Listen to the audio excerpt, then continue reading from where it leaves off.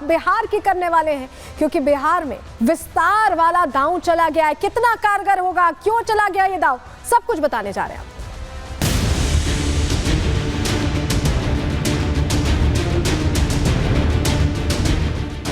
मैं ईश्वर की शपथ लेता हूं कि विधि द्वारा स्थापित भारत के संविधान के प्रति सच्ची श्रद्धा और निष्ठा रखूंगा।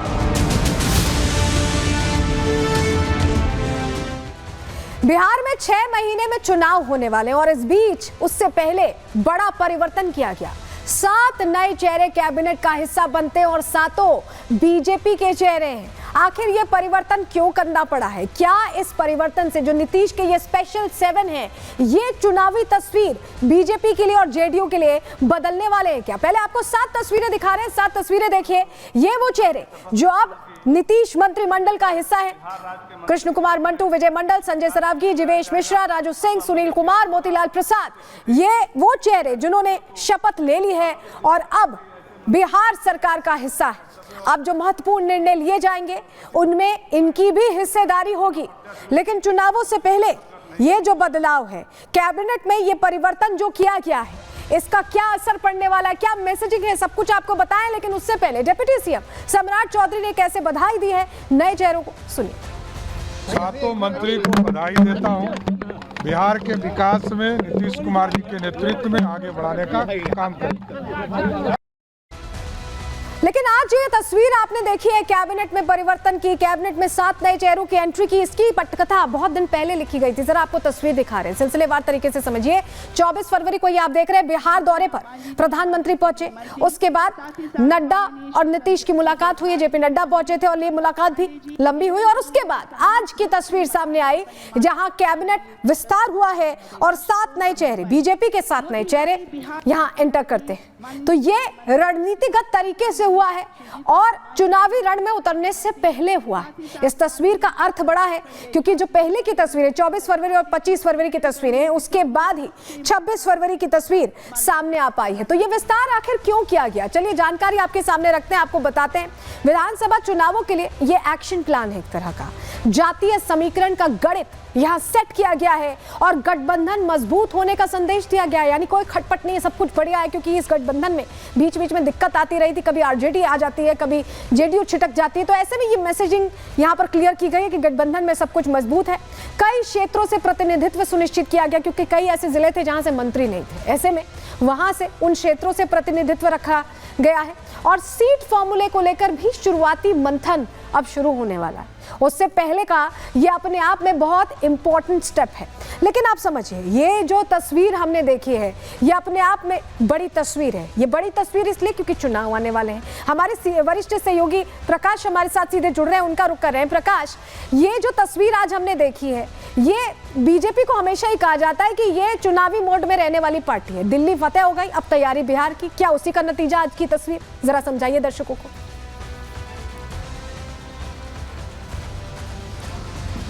देखिए, ये क्षेत्रीय बैलेंस और जातीय समीकरण को साधने की कोशिश की गई है। इस पूरे कैबिनेट एक्सपेंशन के जरिए 7 लोगों को मंत्री बनाया गया है, जिसमें पिछड़ी जाति के 5 हैं और 2 अगड़ी जाति से हैं।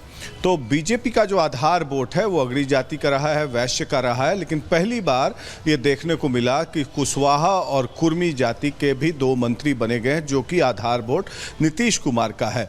इसकी तैयारी इसलिए चली जा रही है क्योंकि पिछले लोकसभा चुनाव में ये देखा गया कि कुशवाहा वोट बैंक में काफ़ी हद तक सेंधमारी की गई। लालू यादव के द्वारा काफ़ी कुशवाहा कैंडिडेट्स उन्होंने दिया, तो उसको लेकर एक कुशवाहा समुदाय में मैसेज देने की कोशिश की गई है। उसी तरीके से वैश्य में संजय सरावगी और मोतीलाल शाह तेली जाति से आते हैं, उनको दिया गया है प्रतिनिधित्व। तो ये बेसिकली एक सिंबॉलिक रिप्रेजेंटेशन है जिसको साधने की कोशिश की गई है। और बिहार विधानसभा चुनाव सितंबर में संभवतः मॉडल कोड और अक्टूबर में चुनाव हो जाएंगे। नवंबर फर्स्ट वीक में नए सरकार की गठन हो जाएगी।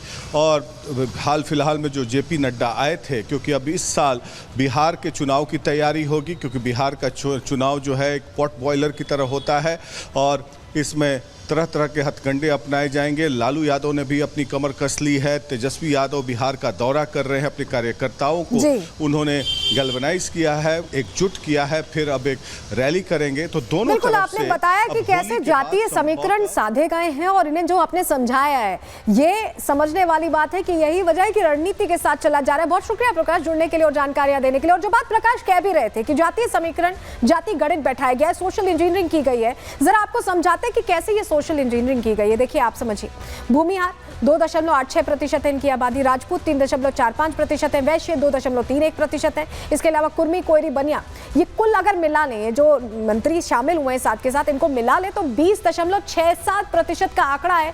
ये पूरी आबादी टारगेट हो रही है इस सोशल इंजीनियरिंग फॉर्मूले से, जो यहाँ एप्लीकेबल किया गया इन 7 नए चेहरों को जगह देके। तो आप समझ रहे हैं, तैयारी बड़ी है और यही वजह है कि 7 नए चेहरों की एंट्री एंड चुनावों से 6 महीने पहले करवा दी गई है और इससे मैसेजिंग भी क्लियर है और जो रिजल्ट इन्हें चाहिए वो भी क्लियर होता दिखाई दे रहा है। लेकिन आपको बताएं कि बिहार को लेकर ऐसा नहीं है कि अभी ये 7 चेहरे आए हैं और इसके जरिए मैसेजिंग दी जा रही है। बिहार को लेकर प्लान शुरू से रहा है और इसको लेकर काम भी शुरू से चल रहा है, क्योंकि बीजेपी तैयारी के साथ चलती है और ऐसे में तैयारी यहाँ पूरी है, क्योंकि यहाँ पर भी पूरी रणनीति बनाकर ही सारी तैयारी की गई है। क्यों हम ऐसा कह रहे हैं, चलिए जल्दी से आपको जानकारी हम देते हैं, आपको बताते हैं। बिहार जब प्रधानमंत्री पहुंचे थे तो उन्होंने बड़ा संदेश दिया था, बड़ी सौगात दी थी और सौगात के जरिए मैसेजिंग थी। यही वजह है कि एक एक करके रणनीतिगत तरीके से बीजेपी बता रही है जनता को, बिहार की जनता को, कि उनके दिमाग में बिहार हमेशा है। यहाँ पर सौगातों के साथ क्या हुआ, बजट भाषण में निर्मला सीतारमण ने मधुबनी वाली साड़ी पहनी, जब पहुंची तो यही साड़ी पहनकर पहुंची थी और बजट में बिहार के लिए विशेष प्रावधान किए गए, एक साथ कई ऐलान किए गए थे। शपथ ग्रहण में दिल्ली की सीएम ने भी मधुबनी ही वाली साड़ी पहनी और सिर्फ साड़ी नहीं पहनी, उनकी कैबिनेट में 2 पूर्वांचली चेहरों को जगह दी गई दिल्ली की कैबिनेट में। तो अपने आप में समझिए कि मैसेजिंग धीरे धीरे भारतीय जनता पार्टी लगातार यहाँ करती दिखाई दे रही है और अपने आप में ये बड़ी बात है, क्योंकि ये तैयारी बताती है, पहले से ही रण फतेह करने की तैयारी बताती है। अब हम आपको जब ये बता रहे हैं कि बीजेपी की ताकत, यहाँ जेडीयू की जरूरत भी है और ऐसे में ये रणनीतिगत तरीके से चल रहा है। डबल इंजन सरकार से पूरा फायदा बिहार को मिल रहा है। बजट में 60,000 करोड़ रुपए का विशेष पैकेज दिया गया, एक्सप्रेसवे निर्माण के लिए 26,000 करोड़ रुपए दिए गए, बाढ़ प्रबंधन के लिए 11,000 करोड़, वहीं 500 करोड़ रुपए यहां पर मिले, 10 नए मेडिकल कॉलेजेस की स्थापना की गई, हवाई अड्डे बनाए गए, पूर्णिया बेटा एयरपोर्ट को विकास करने की बात है, मखाना बोर्ड बनाने की बात है। ये तमाम चीजें डबल इंजन से ही संभव हो पा रही है और ऐसे में जेडीयू के लिए भी बीजेपी उतनी ही जरूरी दिखाई दे रही है। किस तरह से अब चुनाव में इसका फायदा मिलता है, इस पर हमारी नजर रहेगी। इसी के साथ आज के लिए प्रहार में इतना ही, कल फिर हाजिर होंगे डिटेल रिपोर्ट के साथ। दीजिए इजाजत, नमस्कार।